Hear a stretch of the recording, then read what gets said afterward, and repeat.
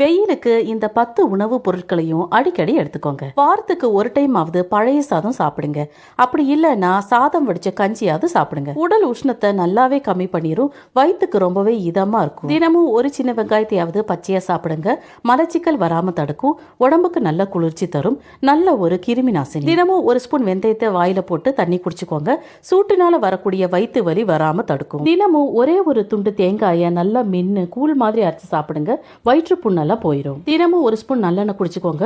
உடம்பில் உள்ள கெட்ட கொழுப்பெல்லாம் போய் நல்ல கொழுப்பை அதிகமாக்கிரும். நீர்மோரை அடிக்கடி எடுத்துக்கோங்க. குடலுக்கு ரொம்ப நல்லது. வாய்ப்புனையும் போக்கிரும். அடிக்கடி வெள்ளரிக்காவை பச்சையா சாப்பிடுறதுனால கண் சூட்டை போக்கி கிட்னிக்கும் ரொம்ப நல்லது. ஃப்ரை பண்ண உணவுகளை விட கம்பங்கூழ், ராகி கூழ் இந்த மாதிரி கூழ் மாதிரி உணவுகளை எடுத்துக்கோங்க. நம்ம உடம்புல நீர்ச்சத்தை சமநிலைப்படுத்தும். பூசணிக்காய், புடலங்காய் இந்த மாதிரி நீர்ச்சத்து நிறைஞ்ச காய்கறிகளை அடிக்கடி உணவுல சேர்த்துக்கோங்க. அடிக்கடி ஏதாவது ஒரு ஃப்ரூட்ஸ் எடுத்துக்கோங்க. இதெல்லாம் நம்ம உடம்புல நீர்ச்சத்தை தக்க வச்சு நம்மளை ஃப்ரெஷ்ஷாவே வச்சுக்கும்.